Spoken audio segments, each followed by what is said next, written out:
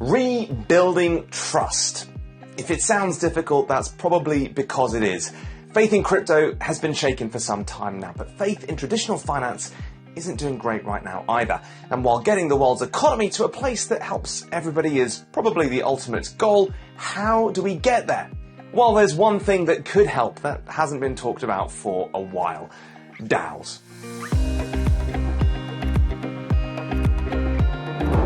Decentralization has possibly been the most popular thing to emerge from the FTX scandal. Consistently, people have talked about the need for self-custody when it comes to your coins. But what about governance?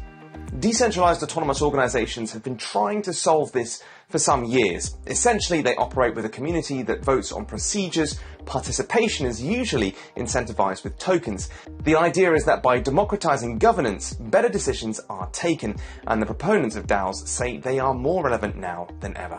When things operate in a black box, right, and when decisions are made by a few people with little to no accountability, like you end up always in these situations, or rather, I would say in today's, what we're seeing today. One person in the middle of starting a DAO is Hannes Harmeles. Her Reinvent DAO is being built as an ecosystem that she says will help consultants build and work together. She says the unique structure of it means that it provides a framework that can help monetize different skill sets. We live in a world where everything is quite hierarchical. And the purpose of a DAO is supposed to decentralize it. And the element of believing in the same trust and believing in the same vision and mission, plus utilizing the element of transparency of what a blockchain can allow to give. DAOs have been around for some time though. The first, in fact, called simply the DAO, was started way back in 2016. But despite questions around trust and governance, DAO enthusiasm has died down of late.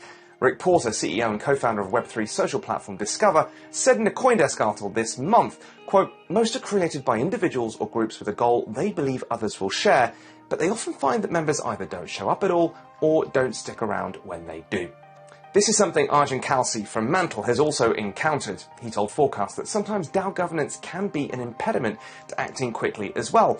It is a balancing act. The people are learning and things are changing. I think it's very early days for DAOs, I would also say. And like I said, they're undergoing their own sort of evolution in terms of governance and thought process on how to align incentives in a way that, everybody's incentivized in some sense to participate in governance. Regulation and the law, however, are also big impediments to greater adoption. In September, the US Commodities and Future Trading Commission, the CFTC, sued the Uki DAO. It alleged that essentially the DAO was offering financial products without a license. And crucially, it also claimed that anyone involved in the DAO was responsible for the whole organization's actions. We're utilizing token as a form of provide voting rights and governance. And at the same time, you are the contributor, you are also the owner within a DAO. So the legal consent part is something that I feel the biggest challenges.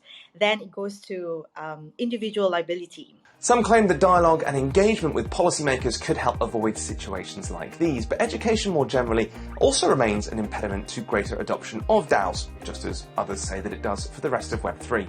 What's required is for us to make it really easy for users to understand, to access, and to act upon governance. And if we can do that, then we will see a lot more uptake. Porter, meanwhile, claims that building communities should come first and DAOs should come second. In his words, to, quote, support and serve their interests as they scale. And to that end, even the staunchest of DAO supporters concede that not everything requires decentralized governance. The prevailing attitude, though, is that DAOs can bring change to existing structures and improve governance beyond just Web3. It could be the new way of structuring a company, a new way of structuring a corporate company event, in a manner of ESG or in a manner of any goals that we would like to achieve. And in my perspective, a proper ecosystem of DAOs can come in a format of centralized and decentralized structure. And decentralization still remains the ultimate goal.